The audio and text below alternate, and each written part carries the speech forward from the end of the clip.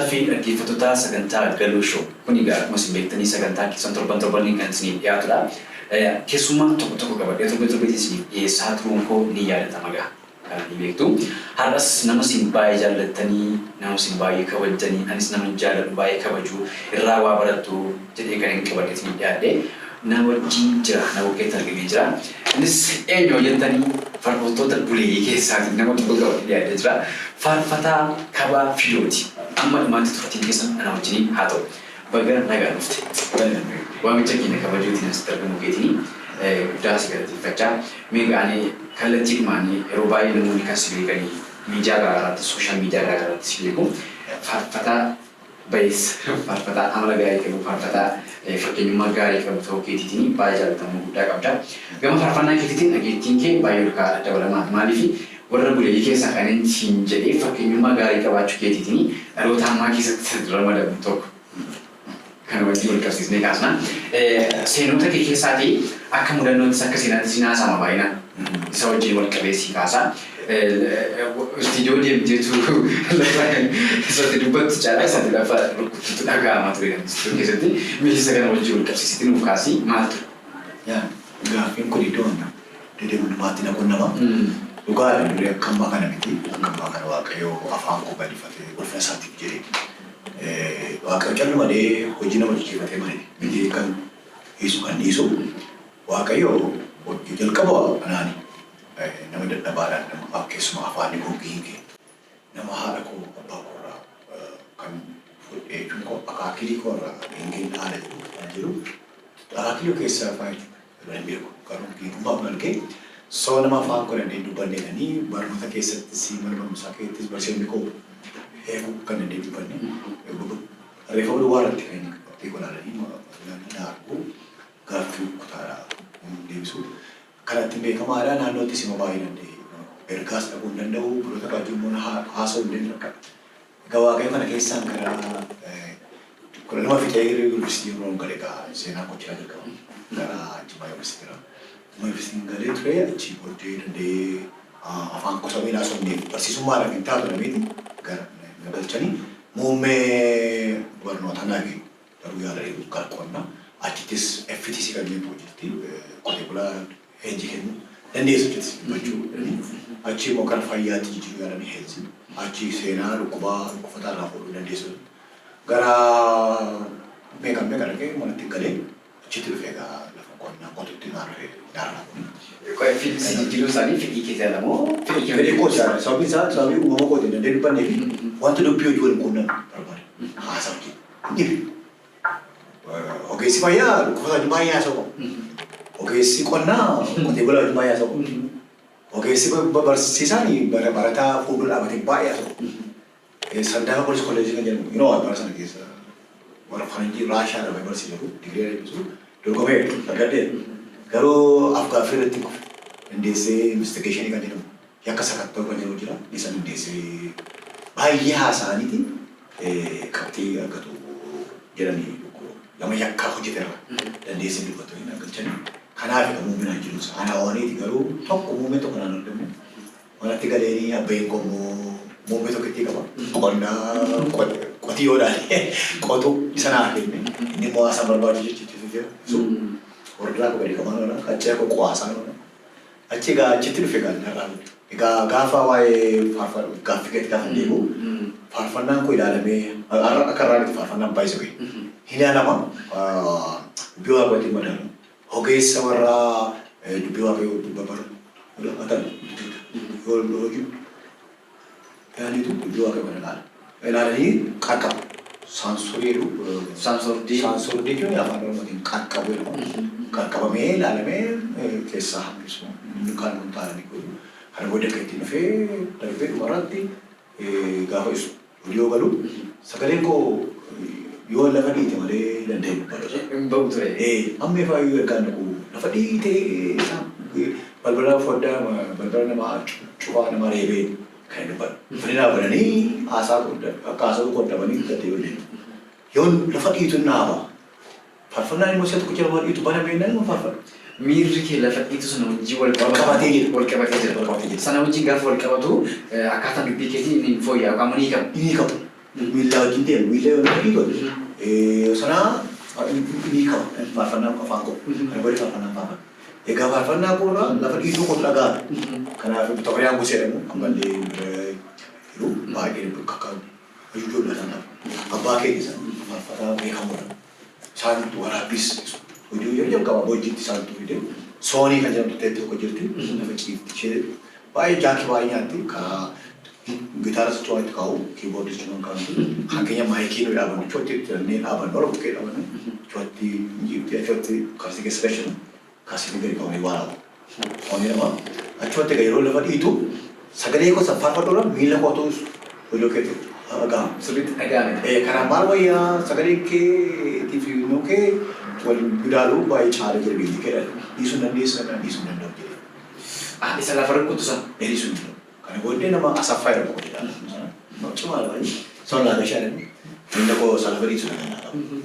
Keetti amma faarfannaa kudha lama faarfannee jirti. Na jala taa'ee barcuma kaa'anii fi miila walii qabee faarfannee. Akka dabalu.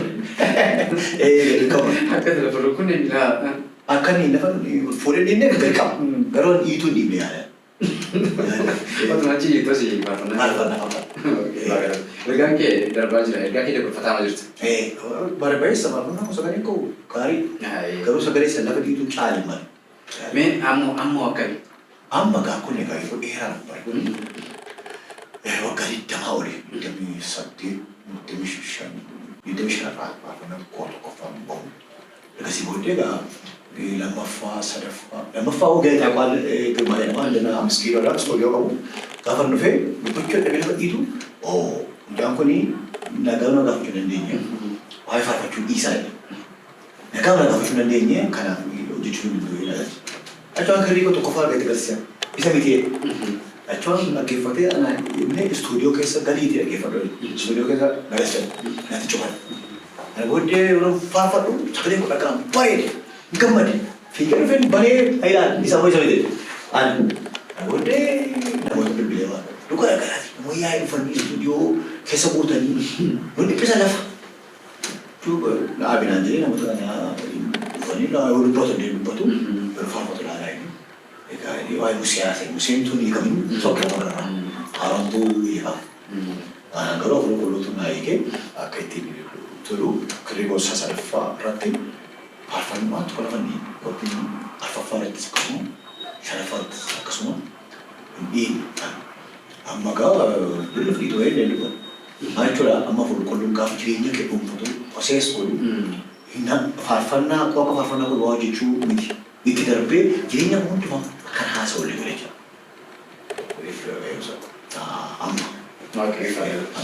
Kana wajjin wal qabsiisuu namoonnis kan isaan si beekan egaa gaafa tajaajila keetii wajjin wal qabatu akkaataa hiikamuu keetii kan inni irratti sirriitti beekamu gaafa faarfachuuf qofaaf achi baatu madirakiitti gaafa baatu yookaan immoo yeroo faarfannaaf baatu sirriitti hiikamtadha. Sirni kun maalirraan ka'e waaqayyo yeroo itti dubbattu yookaan namoota wajjin gaafa itti haasoftu hiikamuu kee hin barbaanne immoo miirumatti faarfannaaf qabdutu si hiika yookaan immoo fedheetti faarfannaaf qabdudha. Dhoksaan kun kan waaqayyooti.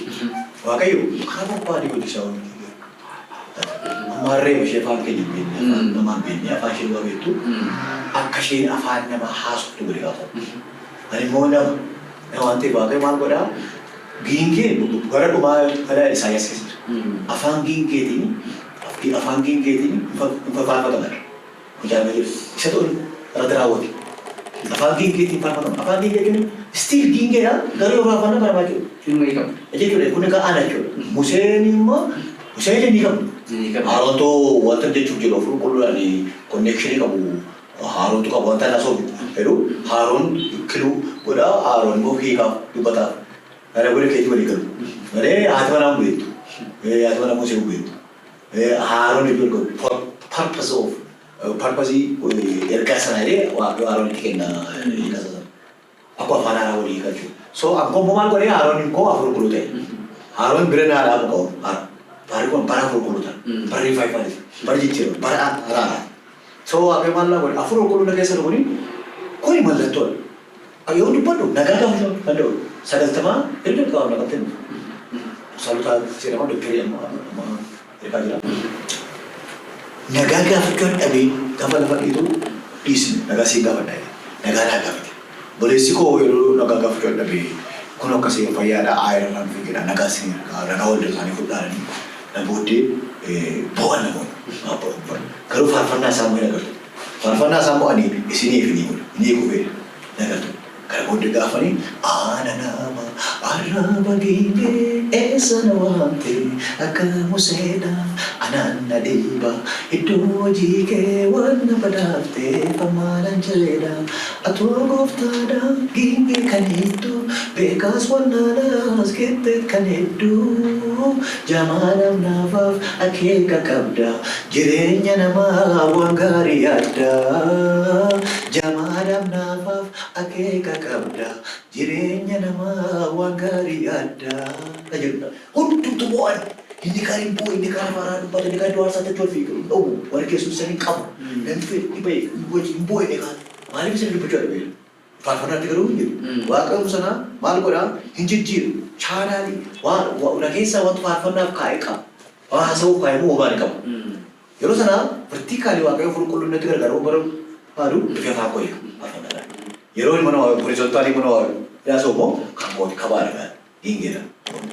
Nyaman kabaati gaafa deebitu. Gaafa kabaati deebitu gaafa kabaani horizontaalii hiriyaasa wajjin nama wajjin haasa'u hingeedha ammoo hin deebitu. Yeroo ni daaretti waaqayyo wajjin waaqayyoon fayyadame waaqayyo wajjin haasa'ee sabaaf ergaa kennu beekamaadhaan afii hingeedha dhiigee miti akkasicha. Ammayyuu jijjiira saakii godha akka namni beekanii fi jijjiirama mul'ata. Sababni isaa immoo dimshaashuma isaa hiikee fite kolbaa kun immoo kan sobachuu danda'u. Mamulatu. Namoonni akka Toomas baay'eedha. Maal Toomas gaafatan gooftaa duukaa deemaa bartuu cimaadha. Garuu uumamaadha. Piraaktikaali barbaada raashinaaliidha Toomas. Waa'ee namantii immoo amantiidha. Waaqayyoon dhugaa amma saba kanaa itti fakkaata. Taakii barbaadu iddootti jijjiira. Ammoo jira. Kanaaf jijjiira jira. Garuu dhoksaan kuni waaqayyo qofaaf waaqayyo duwwaatu beeka. Anamanii nan dubbadha ammoo. Nan dubbadha kakaka. Yeroo sagalee dubbadha. Nan kadhadha si namaa. Nan faarfannaan isa ogeessa. Faarfannaan akkasii jira. Inni ulfina waaqayyooti waaqa namatti gogodee dhagaa. Mata waaqayyo fi isni darbuu jedhama. Ulfinni isaa mata. Baay'ee namatti tola. Kan mee kana wajjin wal qabsiisnee amma tigaa tajaajiltoota bulee gaafa si jiru namoota yeroo dheeraa tajaajila keessa turan keessaa isa tokkodha. Waa'een tajaajilaas, waa'een biyyaa, waa'een waldaa, waa'een dhaloota kanaa si ilaallata. Maaliif akka tajaajilaa tokkotti akka nama waaqayyo tokkotti wanti isin ilaallan hin jiru maaliif amma as keessa waan jirtuuf jechuudha. Biyya lafa irra jiru kanaa fi sabaaf wanti bu'aa buusu qabnu jira. Waldaa dhaloota kana bu'aa buusuun nurraa eegama. Tajaajiltoota irraa eegama. Keessumaa biyyi lafaa gara iji ishee kan irra jiru gama tajaajiltootaatti waa ta'uu danda'a isin irra. Kana wajjin gaafan si kaasuma inni tajaajila tokkorraa ba'aan dhalootaa tajaajila tokkorraa eegamu maa inni itti yaadu? Dhalootaa fi itti kennee waaqayyoo kennaa inni itti sooru kennaa itti sabasa sooru moodelii ta'ee fakkeenya ta'e kan guddatu waaqayyo gaafa sitti kennu calluma si keessa kaayama biraa deemu miti si keessa taa'a waaqayyo sitti kennee keessa taa'a waaqayyo qabeenyaa isaa ta'ee si keessa taa'a. Mana calluma itti kennee gadhiisee abbaan adiyyoo kana barbaade bahee achiin bahee miti. Kanaaf nuyi fakkeenya gaarii ta'uu qabna dhaloota har'aa sabaafis dhaloota dhufuufis nurraa barachuu qabna. Nuyi amma hin faradne bota keenya irraa bota fayyaan gosa baay'ee sanirraa waan baay'ee faradne taayitoonni guddaa abbaa kumeefaa irraa keessumaa nafaarraa waan baay'ee faradne nu gorsu. Umriin keenya kun maal keenya kuni diktii ol godhu wantoota kenname wal'aa. Isa wajjin yeroo dargaggummaa kee xumaa kee yeroo jedhame isa fuutee keessa kaa'uun umurii kee fuutee miira kee fuutee ofirra bulchan keessa kaa'u qaba. Keessa taa'u qaba malee inni ofiisaatti baay'ee mul'atee naan ofirra waan sana jira. Moo qaba. Kanaaf fakkeenya ta'uu qabna. Dhaloonni irraa faarfattoonni irraa kan isaan beeku qaban dubbii waaqa irraa fagaachuu hin qaban. Dubbii waaqa irraa fagaatee hin qofu. Gooftaan Kiristoos maayidha gaafa bartoota isaa qeequ isin wanta hin dubbifannee fi doongortu jedhu. Wanta hin dubbifanne doongortu. Namni dubbifatu mishaara jaala doongortu. Dubbifachuu qabu. Amma faarfannaa irraa eega sabi. Faarfannaa haaraa irraa eega. Yoo nama faarfannaa isaa sakaleessaa sadeen gaddaa yookaan horii irraa fuudhee baay'ee worship Ini waaqeffachiiftuu dha malee isaa faarfataa waaqeffachiiftuu dha. Waaqeffachiiftuu booddaa qabdi. Isin waaqeffachiiftuu godhumoo tiimii jira silumaa. Garuu namichi kan waamamee fi kan irraa eegamu Waaqayyo annoo itti godhe dibee kan inni kaasee faarfataadha. Faarfataan sun yeroo hundumaa Waaqayyo kontaaktii godhe. Saba kanaaf maal fide? Saba kanaaf maal irraa eegalee kadhachuu qabu. Faarfataa argina qabu. Phaawulos maalidha? Kwaalitii guddaa qabu dudduuba. Waa'ee nama namoonni garmalee lamoodha. Waa'ee Phaawulos isa booddee dhiisee fuuldura goota naggaa baduni. Isa durii looyerii ture, samari'achaa ture, baasixaanii ture, heeraafateera jedhanii namoonni akkamitti. Phaawulos ergi jijjiirameeti, ergi tajaajila gurguddaa argee afaan haaraa meeqaan dubbate, ergi teessoo tolfee, teessoo sadaffaa argee, ergi waan meeqaan argee mul'ata gurguddaa dubbachuu dandeenya argee kanaase. Maal jechuun beektaa Phaawulos? Hafuuratti iyyeeyyii kan ta'an hagam badan isa yeroo wajjin wal qabata jechuudha. Amma iyyuu ani hiyyeessa moo dheebotaa jechuudha. Amma waan barbaade jechuudha. Kwaalitiin durii Yerusaalemitti naa godhe Waaqayyo. Iddoo isaatti naa godhe Waaqayyo. Kwaalitii Waaqayyo hojjete teessoo sadaffaa tolfee namni dandeessan jedhan. Isaan boone yoo boone afaan haaraa meeqaan dubbachuudhaan hin boona. Garuu akka kanaan bontullee fi akka waraansa wayii na keessa kaa'ee jedha. Isa waan hundee isa kan hundumaa dhiisee fuulduratti akka balu waan baay'eetu mu'aaf jecha. Ana nama faarfannaa baay'eetu na naafa. Ana Waaqayyo bulchaadha. Waggaa 28 waggaa 25 ana to'a himata malee kan fedhii akkasii qabu Waaqayyo. Kan dheerii kana qabu Waaqayyo. Kan dheerii Waaqayyo nama hin beektaa? Terus lammaffaa isa sadaffaa boqonnaa sadii lakkoofsa sadii. Raawwayi. Guyyaan tokko akka waggaa kumaati waggaan kumilmaa guyyaa tokko Waaqayyo. Simple jaa. Kanaafuu dhaalitu waan haaraatu eeggata jaa. Faarfannaa haaraa eeggatanii saba kanaa kennu. Faarfannaa mul'ata haaraa qabanii saba kanaatti ba'uu qabu. Kadhannee waan haaraa fiduu qabna jaa. Soo kun karaa kennaa ta'e. Waa'ee biyyaa immoo nuyi fakkeenya tokko qabna. Kadhachuu fi qabna saba kanaa. Biyya kana akka jiru biyya keessa jiraan wada beeku. Biyya keessa to'atu jennuudha. Biyya keessa nyaannu uffannu. Biyya keessatti kadhannee guddaan jedhamu. Warrumti dhiyaasa. Horaaniyyuu asitti dhalatanii godhatu. Iti eessarraa wayyaa biyya kakee ta'anii biyya fikiran ta'anii deeman malee qilleensa harree hin ture. So biyya kanaaf asuma ka'anii dhalatanii guddatanii. So kanaaf biyya kanaaf kadhachuu qaba. Akka faarfataa tokkooti kan har'a eegamu dha. Faarfattoota irraas kan eegamu jira. Daayirektii yookaan kallattiidhaan bakka sanatti argamu maal gochuu kadhachuu fi tasgabbeessuu saba kana. Naannoo environmentii keessa sararratti deebi'ee. Haaluma biyya wajjin wal qabatee jiru kana wajjin iyyuu kadhachuudha. Kadhachuufidha. Naannoo keessatti tasgabbii uumuu ni qabate. Naannoo keessatti akka irraa qabne. Baay'ee Phaawulos gaafa keenaatti ergitti markabattiin markabii fayyadamu suni markaba naggaadii meeqatu sagaca meeqatu keessa tuulamta maatiriyal meeqa fayyadamaa. Phaawulos akka carraa markaba naggaadii keessa buutee yaabate. Gaafa sana dooniin suni cabuudhaa fi inni mooqu doonii sana mooqu kapteeniin suni himeera. Dooniin kun already wanta tijjanii ta'e. Garuu Phaawulos edaan kan natti dubbate Waaqayyo.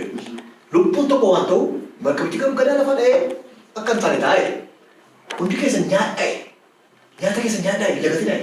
Midhaan gaggatee, mi'a gaggatee, maal gaggatee ofii wallaalee qabatu tasgabbeesse Phaawulos ol ka'e. Waaqayyo irratti dubbateera. Jabaadhaa'e. Hin ceetu. Lubbuun tokko waan ta'u doonii sun caccaba hin badaayu ganaan qotaa. Harcaa lubbuun tokko garuu waan ta'u naa jedhu Waaqayyo. Akkuma nama dhibu solloqqee markabaatiin caccaba markabaatiitiin sokkan. Cincaayi. Cincaayi kan biyya sana gahan. Phaawulos dhaqee Ateenisitti dhaqee bisa dhaqee uffata isaa hooskii qaba iddoo buluu qaba jechuun rifeensa ol qixxeeffatee guyyaa sana wantoota qaba sagantaa qaba. Sagantaa qaba rifeensa ol qixxeeffatee dhaqee gaafa dhufa illee achitti simatanii ce'ee dhaqee qorra goggoseera. Dhaqee ibidda qaammatee ibidda lachi keessaa qoraatti keessaa nuuf tokko dheedhidee humni kaan immoo mo'ammoo silaa namni sochooshinii jedhanii waa'ee qo'ee godhe rifeensa duuf jedhan dhiitee godhee eeggatu. Too inni dhaqee ibiddachitti arguu kufee nuti amma warra waaqayyaa tokko dhamma gaafa inni duudhii isee immoo ibiddachitti galuudha. Akka itti Phaawulos tasgabbeesse ceesse. Nuyi Saraafama biyyaaf hin barbaachisnaadha. yaa barbaachisna tasgabbeessina. Lafa jiru environmentii kana yookaan environmentii kuni lafa nuti hojii jiru tasgabbii qabatu. Waaqayyo wajjin jira hin kadhanna. Waaqayyo kadhanna. biyya kan eegu waaqayyoodha. Wanta hundumaa kan toora eegu waaqayyoodha. Jennee tasgabbeessuu qabna jedha. Malee nuyi sarkeen illee achi keessa illee achi illee waamti keenya lafa tokko. Sabni kun maal irraa eegnu beektaa? Waamicha keenya isa eeggachaa galle yoo haasoo yoo waan iddoon tana keessa galle waamicha keenya eeggate kwaalitii qabu sana galle akka kana maal gochuu qabna jechuudha isa biratti eegaa saba tasgabbeessuu hawloosii tajaajilli isaa fi nagaranni waliin adda adda hubannoo isaanii tajaajila adeemaa jedhan nagaree immoo mi'a isaanii fi fedhee deemaa garuu marga isaa ergaa isaa dabarfame tasgabbii buuse kanaaf jechuuf jedhee kana akka fakkeenya akkas qabaachuu. Garbichi kanaatti dhufuuf tajaajilan maal gochuu qabu? Bilchina tajaajiltoota kanaaf maaltu barbaachisaadha? Isaan kan yaada kaasne irratti maayini haala biyyaa wajjin wal qabsiisnee atama dhaqnee duulee lubbuu balleessuu irra as teenyee kadhannee lubbuu wajjin caalaa isa jedhu yaada kaasnedha. Haala biyyaa wajjin raafama biyyaa keessatti immoo kadhannaan tajaajiltoota murteessaa akka ta'edha kan kaasaa jirtu jechuudha. Mee gara bilchina kanaatti dhufuuf tajaajiltoonni maaltu isaan barbaachisa? Bilchina kana amma kana gochuu kan danda'u namoota bilchina qaban. Yookiin immoo dandeettii yaaduu isaanii kan maal ta'edha kan bilchaatedha jechuudha. Yoo kana gochuu kan danda'an jechuudha. Isaan kan akkuma biyyi raafamaa jiru akkam taana laata seenuu jechuudha. Yaaddoon namoota baay'eerraa fuula namoota baay'eerraa ni mul'ata jechuudha. Tajaajiltoota keenya keessaayyuu waa'ee afaan Amaariffaatiin nuura guddinatti sana wajjin wal qabsiisanii maal jechaa jiru. Waan meeqa taasifamaa jira jechuudha. Waan meeqa taasifamaa jira. Bilchina kana qorachuuf maaltu isaan barbaachisa? Barumsa moo kadhachuudha moo maal ta'uu qabu? Waa'een nuura guddinatti infleeshinii qaaloomfii jireenyaa maal jedhu kuni inni konsikwensii waraanaati.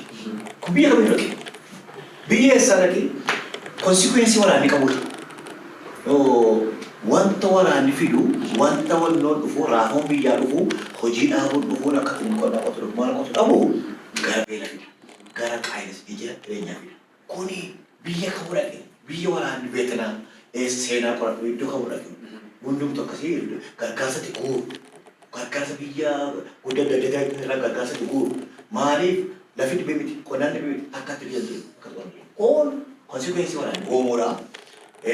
Garuu amma sirna deebi'a. Tajaajila irraa kan barbaadamu bishina maachuriitii.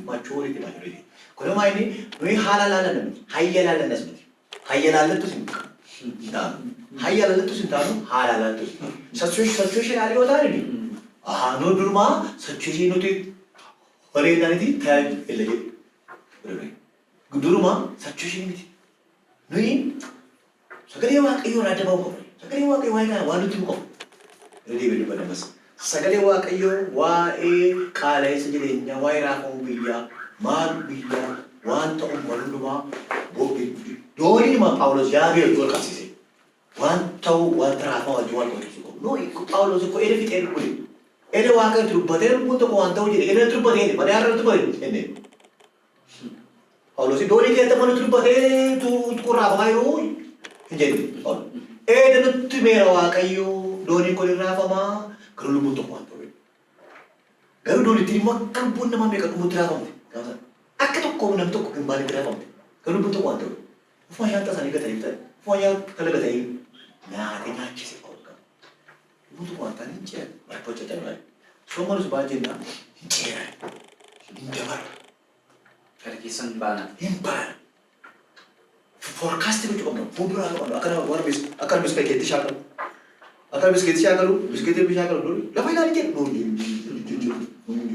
Lafa ilaalii. Fuuldura kee ilaalii. Fuuldura kee ilaalii. Lafa ilaalii. Hojjetu. Warri yaadu immoo akka jedhan. Kooftaa wasan. Fuuldura kee ilaalii. Fuuldura kee fakkaatu kun ilaalta.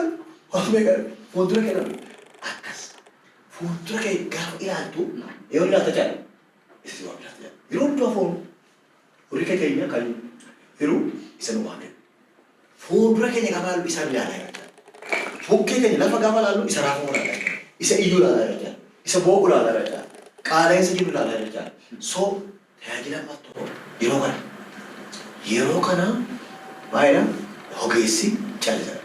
Bara hamaa baafna turraa jenna. Balaafamaa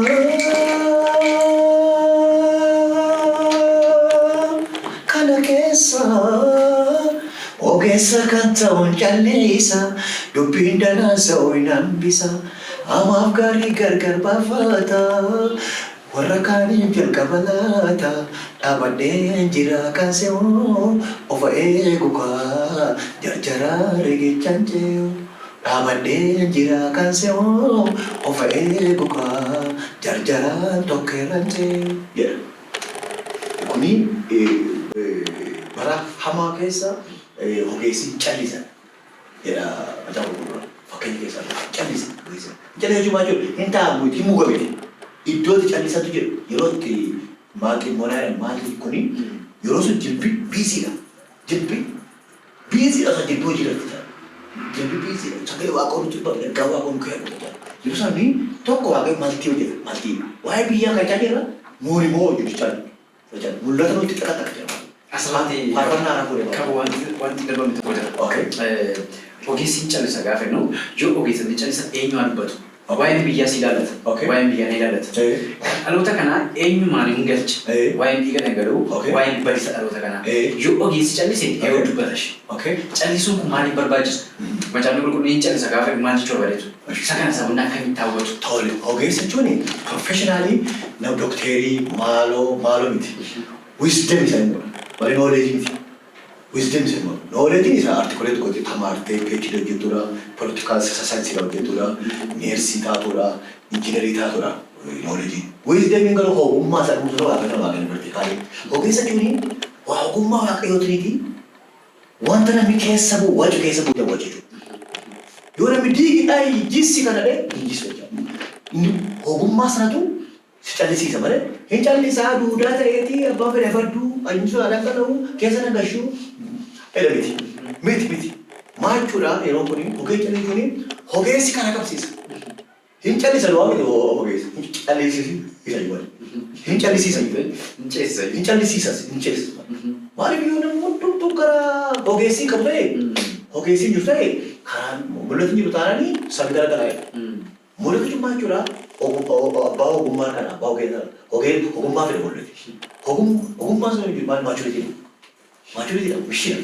So hin callisaa jiru warra biyya geessanii liidarii warra ogeessonni warra akkasiitu callisanii biyya balleessu jechuudha. Ogeessi ogummaa sun wisdom isa qulqulluu namaa kenna. Isa tasgabbii namaa kennee tasgabbaa dhaabbadhaa jedhe yaasu. Yeroo ta'e dhaabbadhaa jedhe yaasu. Yeroo ta'e namaa dhaabbadhaa duwwaa jedhe yaasu. Aduun dhaabbatte qaba. Ayi gabiloonatti boraanii qaba ta'e aduun dhaabbatte hin mo'ame. Waaqa yaasu hin ta'e moosise waaqe. So waaqayyo mijeessa jechaadha bishinaan ogummaadhaan tasgabbiidhaan filachuudhaan macaafa akka jaalatu kun dume qabee kan taphatu waa'ee ogeessi callisu. Ogeessi warra ogummaa qabatu waacachuun immoo waachuudha. Calli malee karaa malee jecha hin taane aroogaantii haasaan taane walitti daddarbachuun ittuu distraction calloo dhaggeeffachuudha. Warra ogeeyyii dhaggeeffachuudha. Ogeessa warra waaqayyoo isaan immoo kaasesi tajaajila waaqota muudesi dhaggeeffatu. Itti mawaaqee baay'ee biyyi kun gosa hin dhiba.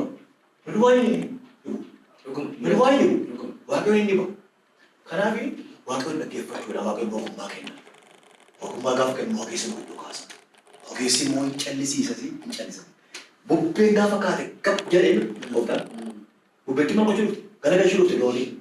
Gab jennaan bubbee gab jennaan doonii ceetaa. So waaqayyo kamiyyuu gab gochuu danda'a.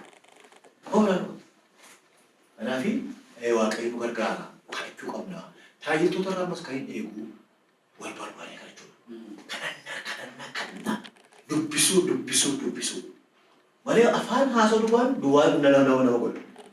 Yoo nyaatte malee miila fuudhuu deemuudhaan isa nyaatteeti. Yoo dubbifte yoo kadhatteeti tajaajiloonni isa jira. Callumoonni haasa'u waan ta'aniif duwwaa ta'a jira. Na tokkuma amma dhoggoosuu qabu. Namni suphaa baay'ee sagaleessaatiin dhoggoosuu qabu. Tajaajilli laayisensii miti. Laayisensii qabaattee naannoo qarima qabdee amma ormaa dhufu daree itti dhagaa tokko ta'e kan qabaatte. Tajaajilli laayisensii miti. Tajaajilli abdiitii qabu. Deelii abdiitii qabu. Afur qulluun jilbeeffadhuudha. Afur qulluun dubbifadhuudha. Maaliif abdiitii gochuudha? Siyaaressu biqilaa. Malee sagaleessa qabaan waggaa 20 meeqa faarfateen dirqii meeqatti ol butamuuf jedhee dhufee utuu faarfachaa jiru gitaarratti malee faarfachaa jiru duumessuuf bu'ee ijoollee mucaan haadha wallaaltee iyyitee dirqanaa daqiiqaa guutu sekoondii muraasa. Dove kan kita kona mera, namun tu mereka agak jadis. Najjo, church najjo kita bukan. Asuhan nama. Nairobi kita kona mera. Dove kan. Kakek gara mereka nak kona mera. Tuh tiada mes ufe sif sama gitu gani mo. Gale bofat. Rasa gani anas. Anak pukul nak boleh doa sana buzi. Butuh mama nak cuci jo. Itu doa sana buzi.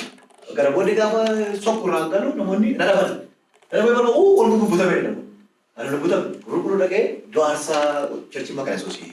Doa sa wai kau. Church guru tu kau. Halter gitu. Mahal. Aci nabusi. Gitar boleh buat lah. Gitar busi no kera kapal ni nabar balik. Kabo kuni mulai tadi makan mutat bertemani sini aku bayar sama tuh Yes. Ibu tapi kabar dia sama tuh sih. Kasih efek dia ada kasih karena kasih atau aku ni ijo maki ijo foni kanan wante namo mudah tadi wante kuni. Lek kuni or Akan betul mungkin kuna mau erget kasih namun bayar kasih tuh ya kan. Or buta meni. Namun ni kau bar itu haso. Hasan mau. Kalau bayar haso ni kan itu buta meni dia beri. Kalau beri kan. Nak. Kuni kerja kau ni najjoti nak kuni tu farfacayu kita lewat ni farfacayu nak kita kalau tu mesti buat nami wala ni aman bergun apa jualan tu nak bosi nami wala ni putung tu na aleluya li gitu dah Nasu lah nasu apa keluar nak bosi doasa ikam kon ijo foni wala foni lagi kau saya foni kita kalau dia kau sokong tu ini dia ni berbanyak Nukai, nakai, ya. Ni kakek itu sudah pernah ber. Kalau aci mahu kurani, mungkin tu mesti tadi badal ni kaya ni. Walau kesoni, kan Mario kata ni aku rasa je. Ame rugi tu, ame ko bos ni. Sokera. Kalau dia, dok bilatis dah ya. Nabo, kora, pagi nami nabo kita nak pernah ber. Hendak, mudah ni orang. Main ni nak bikin bekas. Luar biasa. Kuni, thailand kisah sekut. Mana pun nak kira kamu. Itu tu kau ti, atau kau mau mula sana ti. Kana kami je. Amman anu gitu lah sah. Dah sakit Hirai dia lupa. Kena bayu kau memang juta lu bukan ju. Barat tidak ada sakit itu. Dia thailand anu gitu lah kita sekut. Untuk all baik. Bukan baik. Masih ada tu dia baik lagi. Kena thailand tu bukan thailand. Jangan ni mau timbe tu antara kena ni. Aci tak ada yang kan dia waktu ni berasa kau khabar ada kamu ni. Aci mana mau ina tu lah balik. Kau hari ni benar tidak dapat. Ganda kamu akan esok ni. Ya. Aci ini kawan macam apa ni? Tengok dia. Dulu dah bawa kau. Fanya kakak kamu jadi. Mula mana kena? Ya baru tu baik kamu nak ke? Kamu ni fanya sahaja fanya kakak yang luar ni ke? Hingga sama si jadi waktu orang orang buta mana? Yakin kasmiti orang buta kuni nanti kau orang boleh tu kan negara itu sakti mana ta? Orang buta pun kau ara, orang Kristen tu orang buka kau bosan tu, orang mana individually kau orang buta. Itu mah. Ele asal macam fans banget tu. Aci nara tu nanti kau jumpa je nara bahasa ini. Mungkin orang tu ni. Jika kau harus kau fodda bah, jika orang kau tu buta ni. Si bodoh ke apa aku ni faham kan? Gosan mandi ni, tapi cinti dia, bodoh kata ni binti dia, amma nak ada buta macam mana? Hampa cinti dia, kisah baik. Mereka mati di mana lah tu kota film menjalati. Sudah wanti kasih tu tadi saya runi kini berpada ni kada cukup. Kada ni berbaca kebiasaan kaji tu kalau ini saja. Me why berbaru sana jual kapsul ni. Berbaca berbaru sih berbaca. Amam buat berbaru sih. Berbaru sana, aku cukup mati kasar juga berbaru cukup mati. Tapi ni, begitu mati berbaca suya ada kamu kasih metia. Berbaca, kafi mawar kamu. Setan ini biar dia pun, dokumen kamu. Yo itu setan ke sebab tu, terbatai di, ufeti kada. So dokumen saya besar. Kuyoro ko kada tu fi, mereka tanya ke sebab kuma segala macam dokumen saya. Kalau dokumen jalan, dia itu dokumen lagi. Lepas dia pun tokuma jalan tak bisa. Saya tahu, wah kayu mau goftan mau Yesus mau main mau. Gapa kakak ada baru. Kota. Biar nama kada kisah kata tu baru tu singkaran. Akas toko sambo tu singkaran. Karena kami goftan Yesus. Tokuma kisah humna tu. Ira cari. Tokuma kisah malam di kira berbeda. Ira cari baru. Kota. Inna ka kisah kada kalau berseparati. Inna ka dibata hareeda haaraa hareeda haaraa ini baay'ee ni miisi dibati hundumaa irratti argama isaan keessu isaanii wannoon isaanii argisa dheeraa firistoonni hundumaa yoo agartee kontiraachuwaalii dheeraa hin dibatu gaarii kan darsu immoo baay'ee fiixee irratti waan ta'eef horii irraan hojii irraan gochaa akkasitti ibsu tokkummaa achitti waaqayyo hafuura ayyaana achitti ergaa jedha tokkummaa gidduutti ayyaana guddaa dhufa ayyaana kun maali ayyaana kun ayyaana bishina ayyaana ogummaa yoo tokko taanee kadhanne wanta haaraa tokko ta'a hin kadhanne lama sadii ta'a ani kan asirratti hiitanii waa kanatti hidhamaa ta'a kan isin hiitanii hiikamaa ta'a so tokkummaa keessa hidhuunis hiikuunis jira kana barattoonni faarfattoonni waa miti lubooti amma yeroo biyya kana yaa somaas galitu hawaa jedhanii namni isaatu gaa durii yeroo rakkoo beelaafa maalfaa waa jabala labsii akka taphaa kana mootummaan konstituushinii keessa qaba waan ta'eef hawaa jedhe waldaan kiristiyaanaa immoo kamiyyuu somaas sagalee qabdi somaas sagalee mataa mataatti inni labsite garuu tokkummaatu labsite somaas sagalee tokkummaan akka qabattee kadhatte waaqayyoo waa tokko fidachaa biyya kana jijjiirama fidachaa kanaaf tokkummaan waldootii tokkummaan tajaajilootaa tokkummaan faarfattootaa tokkummaan lubootaa tokkummaan kam tokkummaa hojii waaqa hojjetan hundumtuu baay'ee yeroo kana keessa keessumaa. Kan si kaasee qabu yaada baay'isa kan jirta waan ta'eef maaliif akkana si kaasaa jira namoonni garaagarummaan keenya bareedina keenya jedhanii gaafa kaasaa jechuudha. Inni kun waldaa kiristaanaa keessatti waan hojjetutti fakkaatu yaaduu jechuudha. Maal jennaan faashin shoo faarratti ta'e jechuudha. Maaliif tokkummaan kun kan inni barbaachisu akkuma itti kiristoos tokko erga ta'anii hojii wangeelaa hojjechuuf wangeelli mootummaa waaqayyoo bal'isuu fi tokkummaan dirqama barbaachisaadha. Mee tokkummaan maal ta'uu danda'u akka kaasuu irratti yaada kana namoonni kan akka hubateetti barbaada. Maal jennaan isaan kan barumsa irratti jiru isaan kan waan biraa irratti jiru waan biraa irratti jiru mee maal ta'uu danda'u itti yaadde. Oke, tokkummaan biyya walii qabu biyya walii qabu mootummaa waaqayyoo saba kana walii qabu as ta'e agartee mishinii biyyi wangeelli qabu dhaqaa maccaan barsiisaa tokko dubartoota qosaan taasisan hundumatu qaba kan walii mancaqaasee jechuudha walii wangeelli tamanan kanaafi tokkummaa nu qabnu kuni maayinni nagaa yoo bu'ee maalee gadi yoo teenye kana Nakayu bi wake fana tayi. Okay? Kana wae biyani. Wae kono ndago ta. Kuma nudaka. Kana satu kaya kuma kana wante ebi. Kuma biyo ni kamna. Kuma wangela tu kuma. Ama me katoi ko bora wala be. Wangela mo wakta ko wala. Ah me kam. Ama me katoi ko. Nakana no. Kuma kaya di sagato ko kana ba. Wantu kana me dobe kana ko ndi. Karma. Kana beri kali. Wae naga musura. Why the world barbaru? Why is some of the castle? Tokkummaa qabaanne gaariidha jechuudha. Yaada bareedaadha. Gara maatii fi maatii dhaamsa yookaan mirga isa keessa jiru carraa kanatti fayyadamtee akka filabastu barbaada. Mee gara maatii waan jettu jedhiiti nuti murraa. Yaa ani maatii carraa kana gara mi'a waa kana akka balaa guddaatu qabu ameen wani dhaamni kan isaatti maka isa jechuun beekamaadha akkuma biyyoolessaatti seminaarii maqaanisuus kolleejjii isheen maqaansu qabdu isaadha waan baay'ee jedhu itti gochuuf itti gochuudhaa fi achitti balaa guddaatu nu qonname balaa guddaa kana jedhan akkuma Afrikaatti biyya Afrikaa keessatti hin taane akkasii viidiyoo televezyiinii mana agarraa Jarmaniitti Jaapaanitti ta'eera garuu nu biratti ija keenyaan agarru balaa nu qunname sana keessa wal bira nu bira kan dhaabbatu Anguni namoota jalqaba kan nu haase namoota ni beekan ta'edha. Maaliif kan haase waaqayyoo gaafa nama uume namaaf uume. Qarshii kan uumu ate namatu qarshii uummate ofiisan. Qeesaartu qarshii bifa isaatti uume. Malee waaqayyoo qarshii hin uumu. Waaqayyoo nama uume. Qarshiin yoo keessa jechuudha nama keessa. Nama kan nu baase warra nuyi durii jedhan taaksii taksiidha lafa taksiiti gomistaafa kana lafa garaagaraatti durii jedhe karaa irratti karaa bukkee ta'an maqaas ani qotti qabnutu nu erge waaqayyoo agalgaa'ii beekamaa nu hin ibsan waaqayyoo yookaan immoo raajii beekamaa nu hin waaqayyo Gaafasa taraa qeeroos namuma gooftaan qabne dhufe goormistaarraa afuuffee qilleensa harman hariyaa ofuu fidan dhutan. Fidan fayyaa kaa danda'u namoota echirra kaayuu furan. Warra kun sitoo namni immoo qaanii qorqorroo yaa bareechi gadi qorqorroo diiganii kun isii keessaa nama funaan ani kam asii isaan. Maaliif akkanaa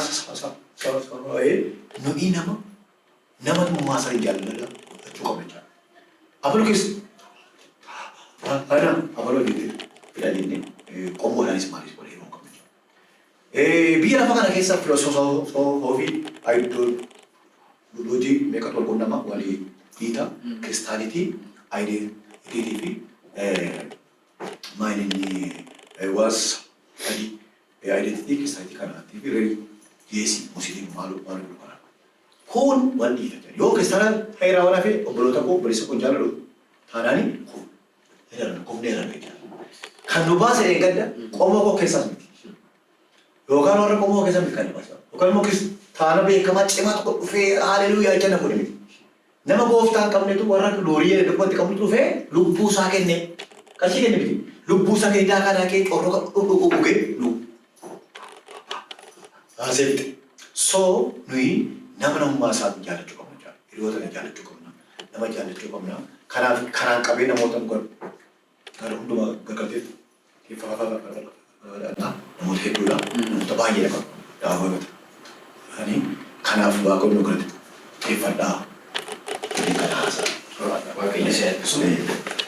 Daawwattoota fi dhaggeeffattoota sagantaa Galuushuu akkuma isin amma dhaga'aa turtanitti namoonni namummaa isaaniif kabajamuu qabu. Nama ta'uusaaf jaallachuu qabna. Yeroo balaan akkasiin mudatetti namoota nuyi abdanni caalaa namoota nuyi dhimma isaanii hin qabne namoota nuyi akka namaatti isaanii lakkoofne yookaan duuriyyeedhaan ispaaltii gubbaarra achuun buufatanii warra ta'antu dhufanii lubbuu isaanii kennanii nu baasan faayidaa jajjabina qabaafaa. Maal jechuudha kuni namni namummaa isaaf kabajamuu qaba. Nama ta'uusaaf jaallatamuu qaba. Iddoon kennamuufii qaba. Namatti jaalala agarsiisuu qabna. Nama taanii waan jiruufi nama namummaa isaaf kabajni jaalalatti agarsiisuu qabna. Yeroo balaa lolaa isaa mudate kanatti dhugumayyuu siyaasa dhageenyarraa nuyi tajaajiltoonni namooti kaan dafnee qaqqabachuu hin dandeenye. Maaliif tokkoffaa naannoo sana lolaan guddaa jira, waca guddaa jira, naasuu guddaatu jira. Warri fagoo jirus warri dhiyoo jirus naasuu guddaa keessa jira jechuudha siyaasanatti. Waaqayyo immoo karaa qaba nama isaa oolfateera namoota baay'ee tolee jira. Ammitee yoo sokkaniyyuu isaanii fi jajjabina maatii isaaniif jajjabina waan jiru dhabnee dhiisna jechuudha yeroo sana. Egaa waaqayyo faa galatu guyyaan akkasii dhufeera har'a guyyaa kana sagaleera. Boris abdiin jira. Nama kanarraatii barumsa guddaa baratu maal jennaani geengummaarraa waaqayyo gara fiingeetti na jijjiireera jedhanii karaa faarfannaa isaa baay'ee ergaa guddaa kan dabarsu jechuudha. Si'a dubbiitiin karaa dubbii isaanii barumsa guddaa barsiisuu nama danda'u namni nama bukkee jiru kuni gama dandeessanii jajjabeessaa nama kana kunuunfachuu qabna. Haaroon nan barbaachisu afuruma qulqulluutu na hiike jechuun ayyaana isaaniitti gaafa tajaajilan beektu baay'ee beektu nama dinqii waaqayyo nama dinqii dhaloota kana keessatti fayyadamaa jirudha. Waaqayyo calaanaaf kennee har'a kun interviisaan kun jira. Torban keessummaa biraa qabadhe isiniif dhiyaata. Galuushuun sagantaasaa torbanii keessummaa biraa qabate isiniif dhiyaata ture tokko keessummaa tokko si'a tokkotti keessummaa tokko kana boodammoo si'a tokkotti keessummaa lamas qabadhe isiniif dhiyaata waaqayyo gargaara. Torban kun torban nagaa isiniif haa ta'u amma torbeetti torban kun nagaa isiniif haa ta'u.